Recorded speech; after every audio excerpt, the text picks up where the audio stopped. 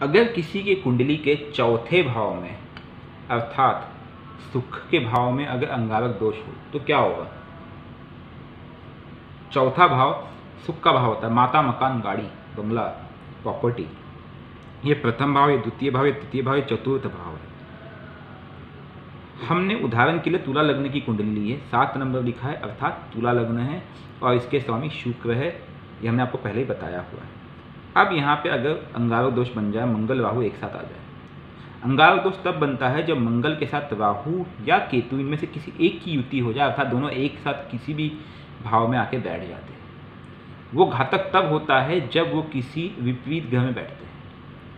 अब मंगल और राहु यहाँ पे 10 नंबर, इस तुला लग्न की कुंडली में 10 नंबर अर्थात मकर राशि में, जो कि शनि की राशि में विराजमान है और यहाँ पे बैठ के सुख को पूरी तरह से खत्म कर देंगे।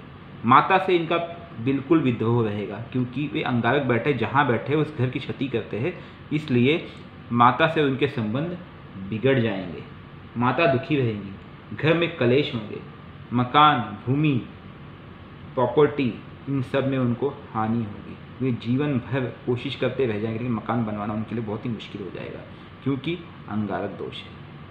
अब अंगारक दोष के कारण जहाँ पे ये अंगारक दोष बना चौथे भाव में, उसने नुकसान तो किया ही किया, साथ ही साथ ये 5 और जगह नुकसान पहुँचाता है जहाँ जहाँ उनकी दृष्टि पड़ती है। आइए उदाहरण से देखते हैं। अब हम बात करते हैं मंगल और राहु की युति बनी, तो ये है मंगल और ये है राहु। मंगल की भी 3 दृष्टियाँ हैं, 7, 4, 8 और राहु की 3 दृष्टियाँ हैं, 7, 5, 9। 3 दृष्टि 7, 4, 8 की बात करें तो मंगल की दृष्टि कहाँ कहाँ पड़ती है? 7वीं दृष्टि की बात करें तो ये 1, 2, 3, 4, 5, 6, 7 अर्थात ये मंगल ने 7वीं दृष्टि बना दी, ये 7वीं दृष्टि मंगल की। अब बात करते हैं मंगल की चौथी दृष्टि, 1, 2, 3, 4, ये मंगल ने बना दी अपनी चौथी दृष्टि। अब बात करते हैं मंगल की 8वीं दृष्टि, तो 1, 2, 3, 4, 5, 6, 7, 8, तो ये मंगल जी ने बना दी अपनी 7वीं दृष्टि। अब हम बात करते हैं राहु की, उसी प्रकार से राहु की 7वीं दृष्टि पड़ी तो अर्थात 7वीं दृष्टि यही हुई, मंगल और राहु की 7वीं दृष्टि दोनों की सेम हुई ना, 1, 2, 3, 4, 5, 6, 7। 5वीं दृष्टि क्या हुई? 1, 2, 3, 4, 5। चलिए ये है मंगल की राहु की 5वीं दृष्टि।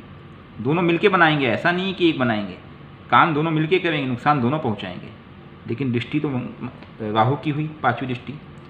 और राहु की 9वीं दृष्टि की बात करते हैं, 1, 2, 3, 4, 5, 6, 7, 8, 9, तो ये है मंगल की 9वीं दृष्टि।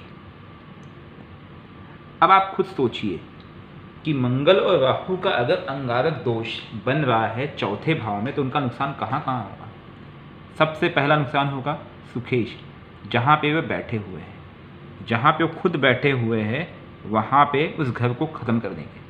उसके बाद उनका प्रभाव पड़ेगा और 5 जगह पे जहाँ पे उनकी दृष्टि पड़ी। पहली दृष्टि देखते कहाँ पड़ रही है? मृत्यु, रोग, दुर्घटना।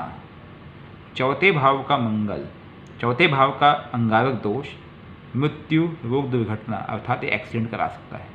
कंडीशन ये है कि यहाँ पे कोई शुभ ग्रह ना हो या किसी शुभ ग्रह की दृष्टि ना हो। उदाहरण के लिए अगर शुक्र देवता यहाँ विराजमान हो जाए और वो बलशाली हो तो वो इसे बचा सकते हैं, या फिर कुछ अच्छे ग्रह शनि की दृष्टि से पड़ रही हो, शुक्र शुभ भाव की दृष्टि पड़ रही हो, लेकिन फिर भी अंगारक बलशाली बनता है।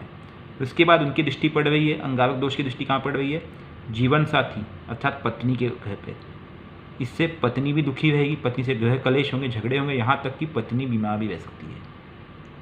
अगली दृष्टि कहाँ पड़ी?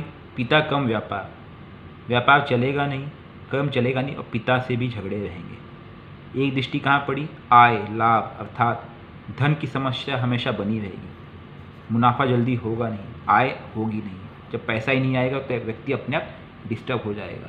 और एक दृष्टि कहाँ पड़ी? व्यय, हानि, जेल अर्थात इस घर पे भी वो नुकसान पहुँचाएगा, अर्थात उसे हर जगह हानि हुई, यहाँ तक कि जेल भी जाना पड़ सकता है। तो मंगल का अंगारक दोष चौथे भाव से अति नुकसानदायक हो सकता है। लेकिन अगर इनमें से जो 5 घरों पे जहाँ दृष्टि पड़ रही है, यहाँ पे से किसी भी एक घर में अगर स्वराशि बैठा हो, जैसे चंद्र अगर यहाँ बैठ जाए तो इसे वो बचाने की कोशिश करेगा अपने घर को, ठीक है। जैसे बुध यहाँ बैठ जाए तो उसे रोकने की कोशिश करेगा, लेकिन ये हानि का घर है, कहाँ तक रोक पाएगा ये देखने की बात होगी।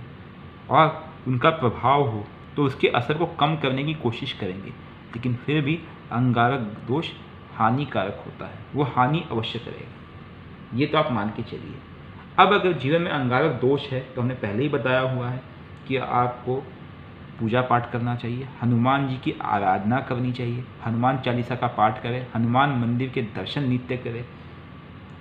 वैसे तो अंगारक स्तोत्र का पाठ कराया जाता है जो कि 40 दिन का पाठ होता है, 21 पाठ रोज होते हैं, विद्वान द्वारा भी करा सकते हैं आप, लेकिन मंगलवार का उपवास आपको अवश्य रखना है। और साथ ही साथ शिव चालीसा का पाठ करते रहे, शिव जी के शरण में जाए, शिव शंभू के मंदिर में जाकर के उनके दर्शन नित्य करें। तो चौथे भाव का अंगारक दोष सुख के सामने बैठने के कारण वह आपके सुख को पूरी तरह से हर लेता है।